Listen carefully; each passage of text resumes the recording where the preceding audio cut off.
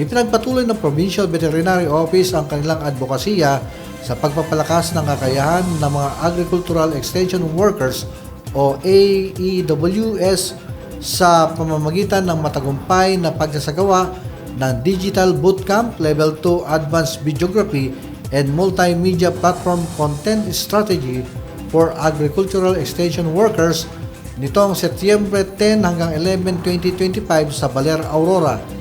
Ito na ang ikalawang taon ng Digital Bootcamp matapos ang unang yugto na isinagawa noong 2024 na naglatag ng pundasyon para sa digital literacy at basic content creation ng mga AEWS.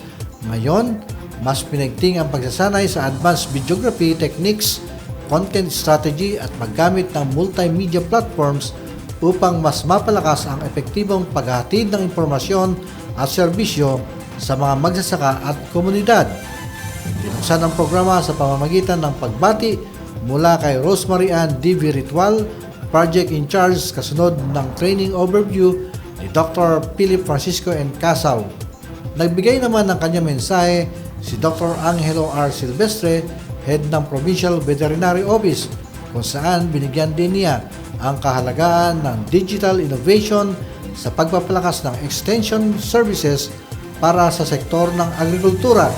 Tinalakay din ni Ms. Ellen D.M. Olivar ng Pledipo ang Basic God Concepts bilang bahagi ng programang nagbibigay din sa gender sensitivity at inclusivity.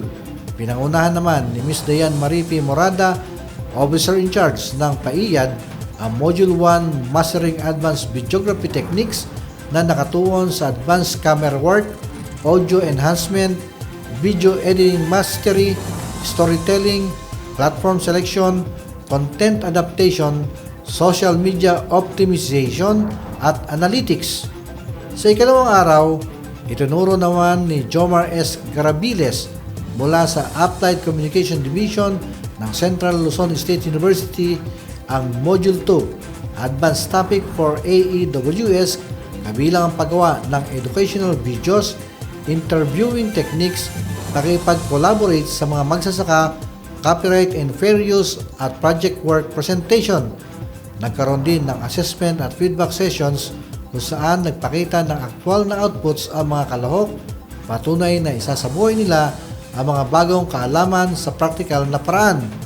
Ayon kay Dr. Silvestre, ang pagpapatuloy ng programang ito ay patunay ng dedikasyon ng pamahalang panlalawigan ng Aurora sa modernisasyon ng agrikultura at sa pagpapalakas ng kakayahan ng AEWS sa paggamit ng digital tools at strategies para sa mas mabilis at epektibong pagpapalaganap ng impormasyon. Ang ikalawang taon ng Digital Bootcamp ay patunay ng pangmatagalang layunin ng Provincial Veterinary Office na itaguyod ang makabagong pamamaraan ng komunikasyon para sa agrikultura, partikular na sa pangalaga ng hayop.